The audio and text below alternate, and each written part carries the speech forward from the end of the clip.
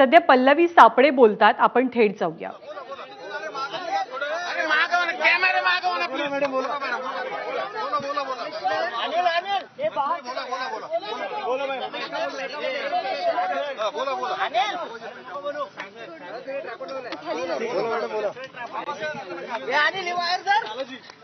Commissioner medical एज्युकेशननी आमची 30 सदस्यीय समिती नेमली आहे. मी आहे, माझ्यासोबत डॉक्टर गजानन चव्हाण आहेत आणि संभाजीनगरहून डॉक्टर चौधरी येत आहेत. तर कल्याणी नगर मधल्या प्रकरणाची चौकशी आणि त्या दिवशी घडलेल्या घटनेचा घटनाक्रमची माहिती आम्ही घेणार आहोत आणि त्याप्रमाणे माहिती घेतल्यावर तो अहवाल आम्ही शासनाला कळवू.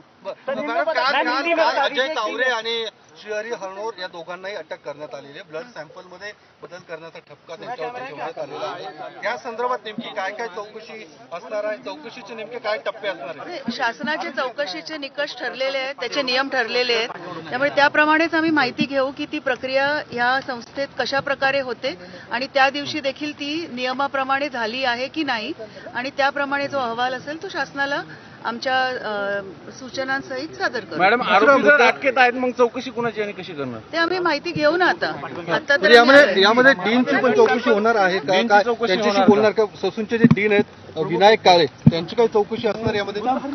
चौकशी ही त्या दिवशी घडलेल्या घटनेची होणार आहे. त्या घटनेच्या अनुक्रमाने ज्या ज्या व्यक्ती त्याशी संबंधित असतील त्याची चौकशी होईल.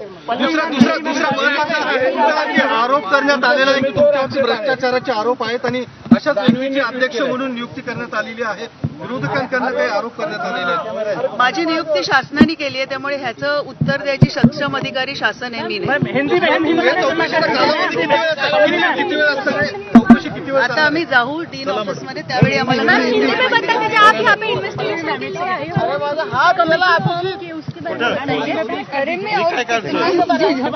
शिक्षण उन्होंने ये समिति की गठन की है जिसमें मैं हूँ, डॉक्टर गजानन चौहान और डॉक्टर चौधरी छत्रपति संभाजी नगर से, वो आने वाले अभी थोड़ी देर में.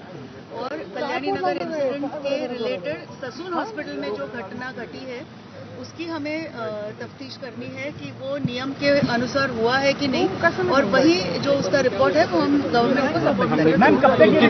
कधीपर्यंत चाहे हमें इन्फॉर्मेशन मिलेगी. हमें आज इन्वेस्टिगेट करने कहा गया है, कब तक चलेगा मैं खुद नहीं कह सकती.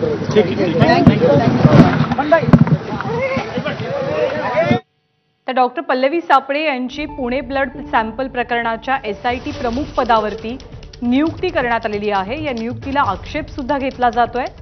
सेवा ज्येष्ठतेनुसार आयुक्तांकडनं ही नियुक्ती झालेली आहे.